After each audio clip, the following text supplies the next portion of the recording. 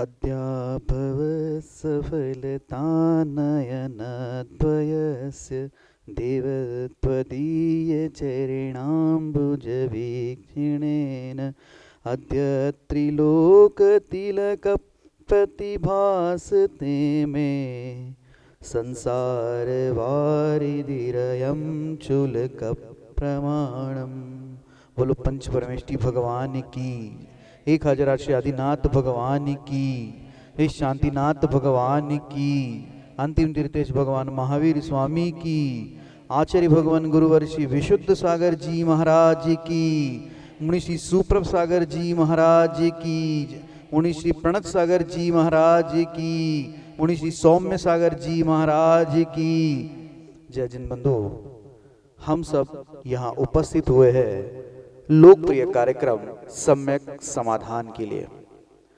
आप सभी सोच रहे होंगे कि शंका समाधान तो सुना है, ये सम्यक समाधान क्या चीज है। जी हाँ, जिस चीज के आगे सम्यक प्रत्यय लग जाता है वह चीज अपने आप ही सम्यक बन जाती है।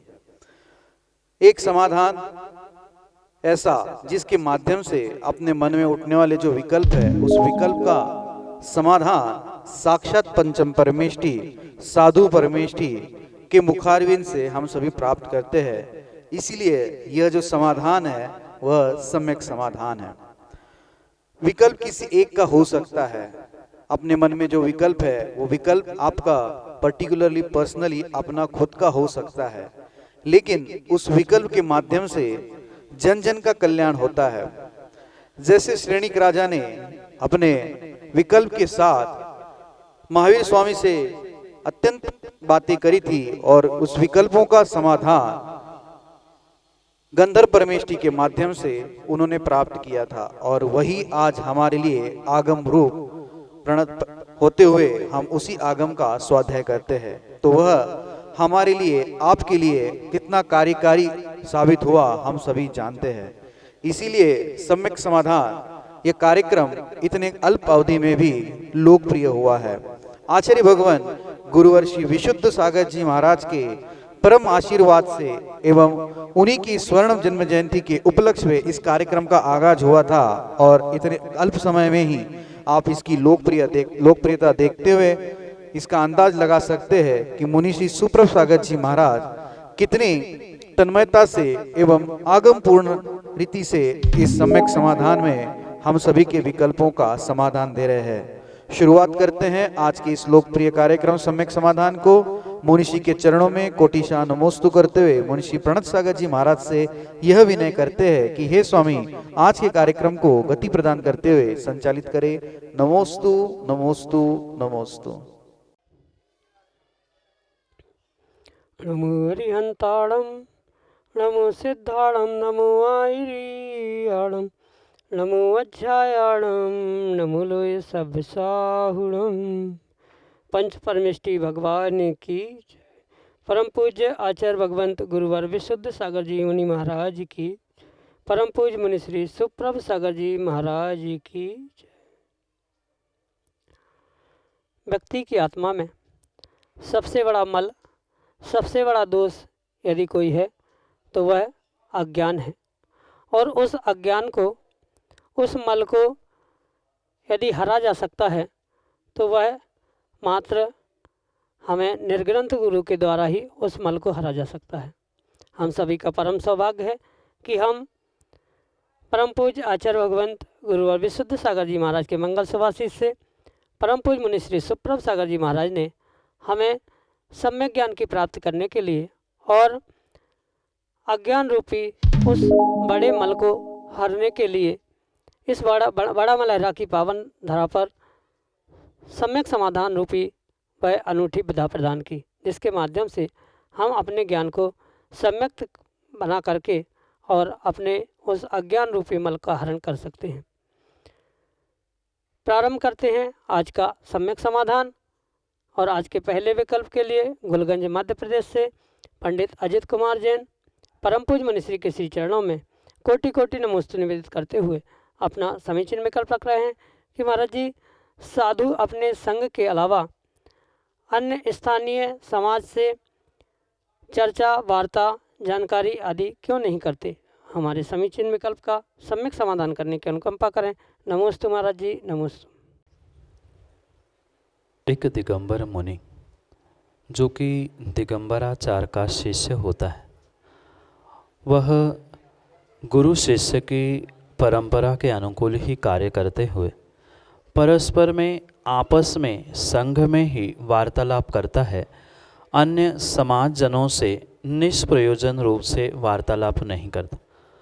अनेकानेक प्रथमानियों के दृष्टांतों से ये समझने योग्य बात है कि ये आगम की आज्ञा है कि दीक्षा के उपरांत जब तक शिष्य में योग्यता नहीं दिखती है तब तक गुरु की आज्ञा के अनुसार वह समाज, स्थानीय, क्षेत्रीय व्यक्ति आदि से मौन रहते हैं।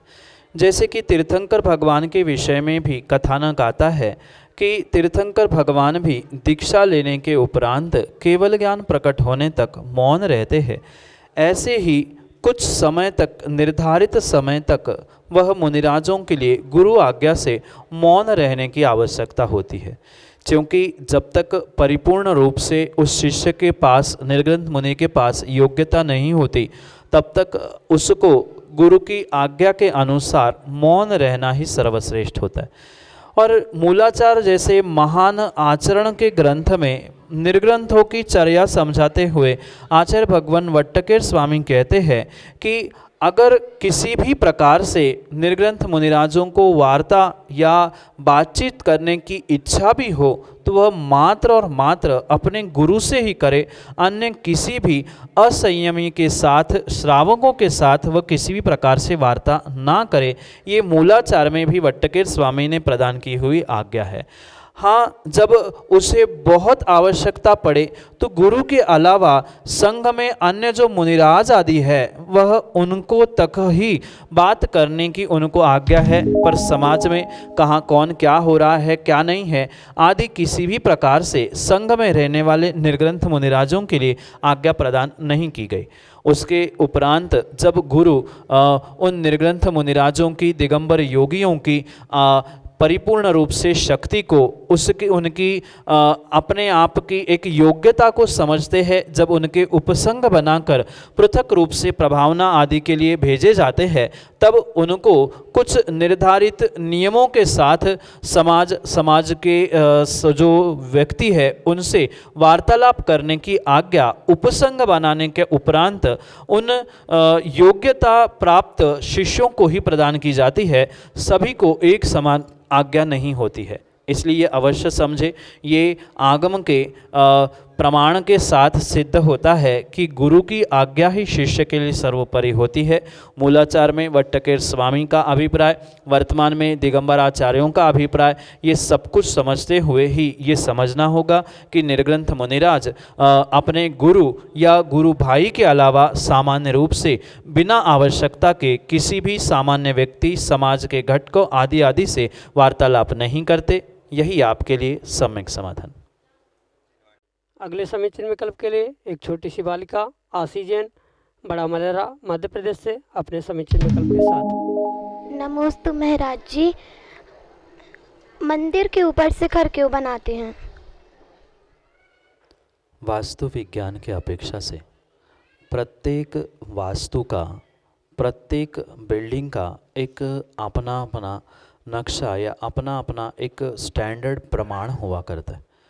जैसे कि मंदिर की अपेक्षा से आचार्य भगवंतों ने 3 प्रकार बताए हैं, जिसे गृह चैत्यालय, चल चैत्यालय और एक मंदिर के रूप में तीसरा जो स्वीकार किया है, उन तीसरे चैत्यालय जो कि सामूहिक रूप से विशालकाय होते हैं उनके लिए शिखर बनाना अनिवार्य रूप से स्वीकार किया।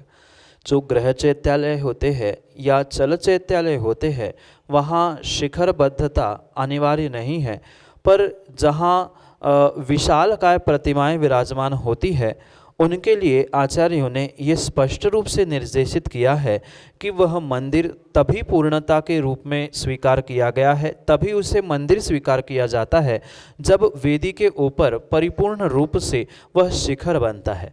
शिखर भी बनाने के पीछे आचार्य भगवंतों ने बहुत सारा गणित बताया है कि मात्र मंदिर है, उसके भगवान और जो चाहे प्रमाण का या जितनी ऊंचाई का शिखर बना ले, ऐसा कहीं भी नहीं होता। जो वहाँ के मूल नायक है, मूल नायक या उसके साथ साथ जो उस हॉल की या गर्भगृह की ऊंचाई है उससे 1.5 गुना या मूल नायक भगवान के 12 गुना ऐसा उस शिखर का प्रमाण हुआ करता है। तो ये सब कुछ गणित आचार्य भगवंतों ने पहले से ही लिख के रखा है। उस वास्तु विज्ञान के अंतर्गत वह स्पष्ट रूप से कहते हैं कि मंदिर की पूर्णता तभी होती है जब मंदिर के ऊपर एक प्रमाण सहित शिखर होता है, शिखर के ऊपर कलश और कलश के साथ साथ ध्वजा होती है। वही वास्तव में एक मंदिर के रूप में वास्तु स्वीकार की गई है। वास्तु एक अपने आप में विज्ञान है। उस शिखर के द्वारा जो वेदी के अंदर यानी जो गर्भगृह बना है, उस गर्भगृह से जो भी निकलने वाली ऊर्जा है, एनर्जी है, उसके लिए वह एक कोण के रूप में संकुचित करते हुए शिखर और ध्वजा के माध्यम से पूरे समाज और देश में सुख शांति की वरगणाएं फैलाने के लिए निमित्त हुआ करता है। वर्तमान में जो गर्भगृह रहित बहुत सारे मंदिर बन रहे हैं, वे वास्तव में आगम के परिप्रेक्ष्य में नहीं है। गर्भगृह जो बंदिस्त हुआ करता है, उस बंदिस्त गर्भगृह के ऊपर शिखर भी जो होता है वह पोला शिखर होता है। वह लेंटर के ऊपर मात्र बाहर से दिखाने के लिए शिखर बनाने की आगम की व्यवस्था नहीं है। जो वहाँ गर्भगृह में भगवान का अभिषेक, भगवान की पूजा, वाद्य यंत्र आदि आदि के द्वारा वहाँ जो पॉजिटिविटी, जो पॉजिटिव ऊर्जा बनती है, उसको एक साथ संकुचित करते हुए पूरे देश और पूरे समाज को वह ऊर्जा प्राप्त हो, इस अभिप्राय से पिरामिड के आकार का वह शिखर हुआ करता है। उसके ऊपर कलश और जो कपड़े की ध्वजा होती है, वह ऊर्जा पूरे देश और समाज में फैलाने का ये कार्यकारी उपाय होने से ये शिखर, उसके कलश, उसकी ध्वजा, उसका प्रमाण, ये सब कुछ आचार्य भगवंतों ने लिखा है।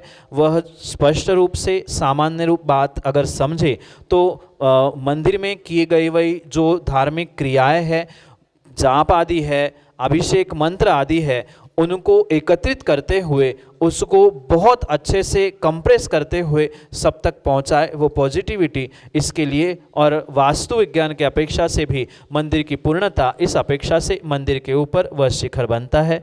यही आपके लिए सम्यक समाधान। अगले समीचीन विकल्प के लिए बड़ा मलहरा मध्य प्रदेश दिगंबर जैन समाज के मंत्री राजेंद्र कुमार जैन अपने समीचीन विकल्प के साथ हमारे सामने। गुरुजी, मैं एक शब्द ही पूछना चाहता हूँ कि दान के संबंध में कि जो दान राशि दी जाती है वो किस समय वो कौन सा पुण्य पाप लगता है, लेट लतीफ़ हो जाती है, इस संबंध में पूछा। तुरंत दान महाकल्याण। आचार्य भगवान कहते हैं, वास्तव में दान वही है जो हमने बोला और तुरंत जमा किया। जब तक हमने बोली हुई राशि मंदिर में या जिस स्थान पर हम जमा नहीं करते हैं, स्पष्ट रूप से वह हम निर्माल्य का ही सेवन करते। भले ही हमारे पास 10 रुपये देने की गुंजाइश है तो हम 5 रुपये की बोली दें और तुरंत वह जमा कर दें। 10 की बोली लेकर हम वह 50 वर्षों तक किस्तों में देने की जो ये वर्तमान में परंपरा शुरू हुई है, ये प्रत्येक समाज के प्रत्येक जीव के लिए बहुत बड़ी घातक व्यवस्था है। चाहे वह हजारों की बोली हो, लाखों की हो, करोड़ों की हो, अरबों की हो, आचार्य भगवान स्पष्ट कहते हैं व्यक्ति की जितनी औकात है, जितना उसके जेब में धन है, वह उतना ही बोली या दान के माध्यम से खर्च करे। किसी से ऋण मांगते हुए, किसी से भीख मांगते हुए, किसी से उधार लेते हुए या किसी अन्य प्रकार से उन राशियों को अपने मान सम्मान बढ़ाने के लिए बहुत बड़ी बनाने की आवश्यकता नहीं है। जितनी श्रद्धा पूर्वक हम तुरंत 54, 58, 2-5 रुपए गुल्लक में डालते हैं, वह श्रेष्ठ दान है करोड़ों की बोलियों को जीवन भर देने की अपेक्षा से। इसलिए आचार्य भगवंत की अपेक्षा से व्यक्ति के पास जितनी शक्ति है उसे शक्ति को छुपाना नहीं चाहिए और शक्ति से कम भी नहीं करना चाहिए और ना शक्ति से अधिक दान करना चाहिए। अपनी शक्ति के अनुसार वह दान करे और जैसे ही दान किया बोला है तुरंत उसे जमा करे। और भी गहरी बात आचार्य भगवंत कहते हैं, अगर पिता ने दान की बोली के दान के पैसे बोले हैं और उसको बेटे ने जमा नहीं किया है समय पर तुरंत, तो वह जब तक उसका भोग कर रहा है, यानी उस पैसे का जब तक उपभोग कर रहा है, उसका प्रयोग कर रहा है, अपने सगी बहन का भोग करने में जो पाप लगता है उतना पाप पिता ने बोले हुए उस राशि को बेटा अगर जमा नहीं कर रहा है तो उतना पाप लगता है। इतना ही नहीं, स्वयं ने बोली हुई राशि का भी अगर वह समय पर निर्धारित काल में अगर जमा नहीं कर रहा है तो वह भी अपने माँ के ही भोग करने योग्य कार्य कर रहा है, ऐसा आचार्य भगवंतों का व्याख्यान प्राप्त होता है। और साथ में वह निर्माल्य का सेवन करने के निमित्त से आचार्य भगवंत कहते हैं कि 60,000 वर्ष तक वह विष्ठा में कीड़ा बनकर जीता है। विष्ठा का अर्थ होता है जो पेट का मल है उसे विष्ठा कहते हैं, और उस विष्ठा में वह 60,000 वर्ष तक जीव तड़पता है निर्माल्य का सेवन करने के कारण से। उतना ही नहीं, और भी आगे बढ़ते हुए आगम में आचार्य भगवंत कहते हैं कि इतने दुखों से वह शांत नहीं होता, अगली पर्याय में धोखे से मनुष्य भी बना तो वह दरिद्री भिखारी निर्धन बनता है। जैसे कि आपने कथानक सुना होगा, जो धन्य कुमार का पिछली पर्याय का जीव था अकृत पुण्य, उसने मात्र कुछ निर्माल्य का सेवन ही किया था, उस कारण से वह अगली पर्याय में अकृत पुण्य बना। और जैसे ही सच्चे भावों के साथ निर्ग्रंथ मुनिराज की दान की अनुमोदना की थी, वहाँ पर वह अगली पर्याय में धन्य कुमार की पर्याय को प्राप्त कर चुका था। इसलिए आगम के परिप्रेक्ष्य में यह अवश्य समझे कि वह दुखकारी गतियों को प्राप्त करेगा ही करेगा।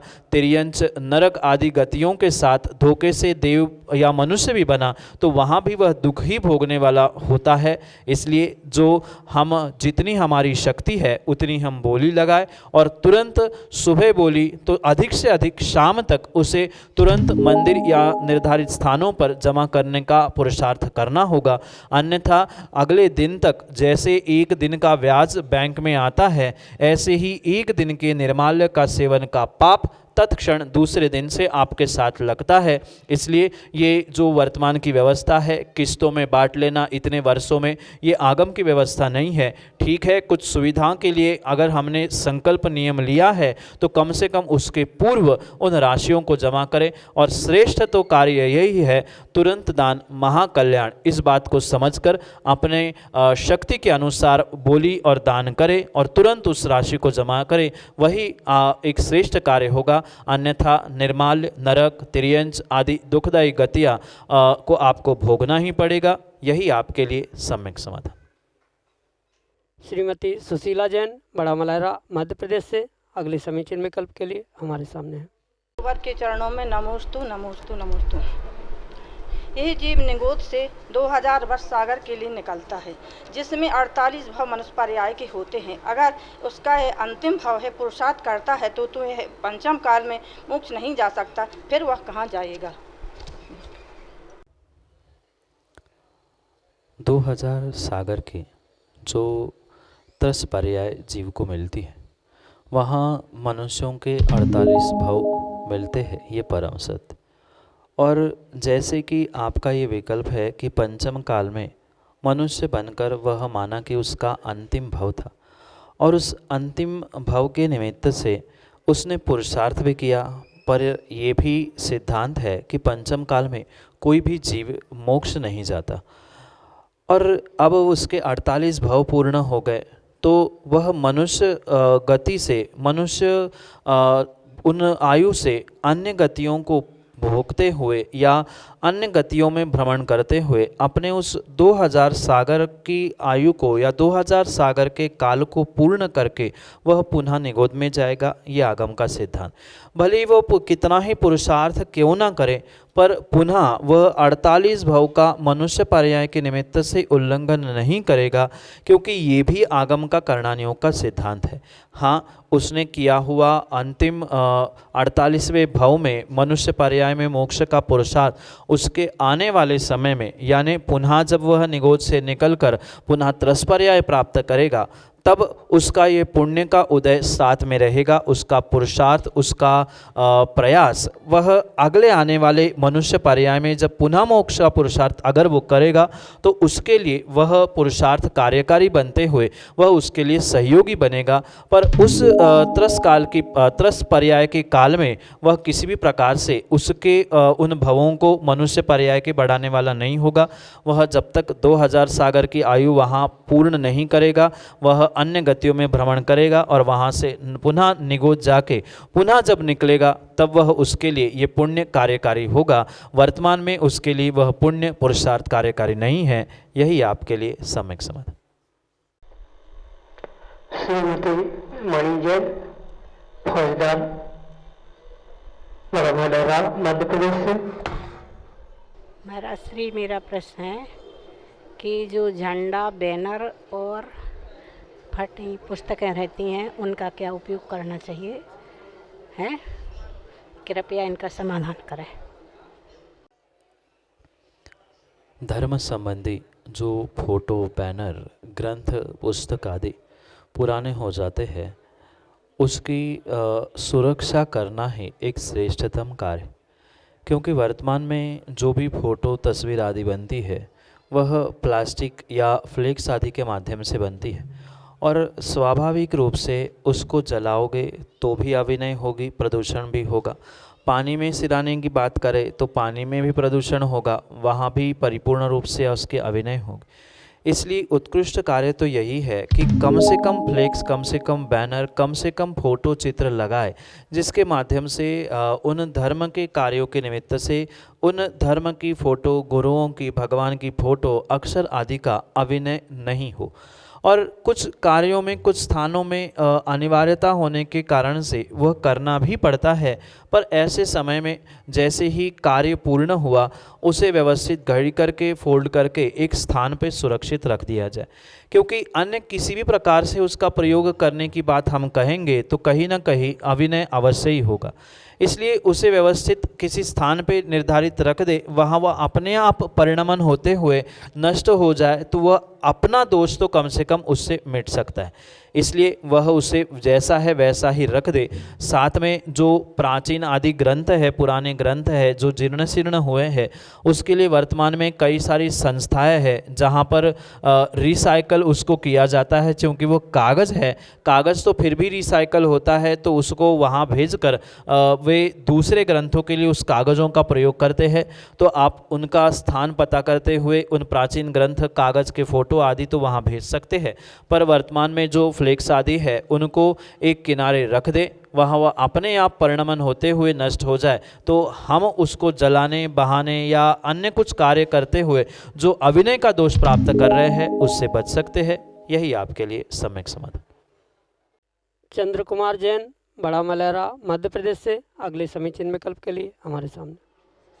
नमस्ते महाराज जी, नमस्ते। मेरा प्रश्न है महाराज जी कि जब विग्रह गति में जीव जाता है और इस देह को छोड़ देता है, नई देह को ग्रहण करता है, तो उसका वह उक्त समय कहाँ मतलब काउंट होगा? एक गति से दूसरी गति के लिए जो गमन होता है, आचार्य भगवंत उसी को विग्रह गति कहते हैं।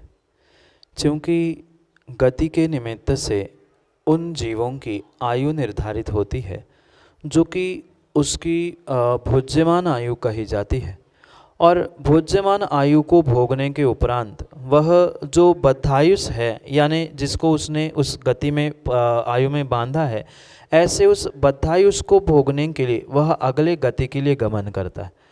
तो जो आयु की या गति की गणना काल के अपेक्षा से होती है वह तत्तद आयु और तत्तद गति के निमित्त से ही होती है। वह किसी भी प्रकार से विग्रह गति की उस काल सीमा को उन गतियों में, उन आयुओं में समाविष्ट नहीं किया जा सकता। समझने जैसी बात है, गतियाँ 4 ही होती है, भले ही वह विग्रह गति नाम है, पर वह देव, मनुष्य, तिर्यंच आदि जैसी गतियाँ ना होने के कारण से उसको किसी अन्य गति में जोड़ना या 5वीं गति मानना ये तत्व की भूल है। इसलिए समझे, जो काल वह 3 समय का उस विग्रह गति में उस जीव को लगता है, वह 3 समय का काल मात्र विग्रह गति का ही काल कहा जाता है। ना वह पिछली गति में जुड़ता है, ना आने वाली गति में जुड़ता है। वह जो विग्रह गति के निमित्त से 3 समय का काल है, वह विग्रह गति का ही काल है।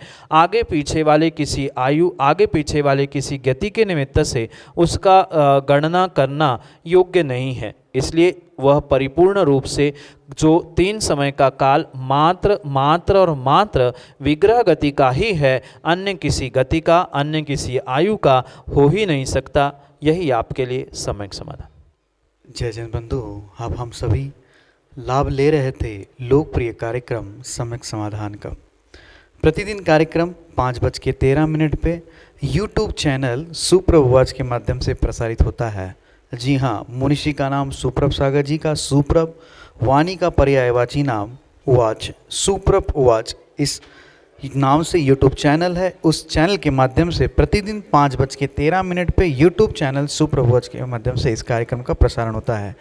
यूट्यूब आजकल हर मोबाइल में इंस्टॉल्ड है। उस मोबाइल इंस्टॉल पे आपको यूट्यूब में जाके सर्च करना है और सर्च करके आपको सुप्रभ वाच सर्च करना है और सब्सक्राइब करना है, लाइक करना है, शेयर करना है, ताकि अन्य लोग भी इस कार्यक्रम से जुड़ सके और मनुष्य के प्रवचन रूपी अमृत सा पान कर सके। प्रतिदिन शाम को 7:40 पे जिनवाल टीवी के माध्यम से मुनिषी के प्रवचन प्रसारित होते हैं। आप सभी लोग घर बैठे मुनिषी के प्रवचन का लाभ ठीक शाम को 7:40 पे जिनवाल टीवी के माध्यम से ले सकते हैं।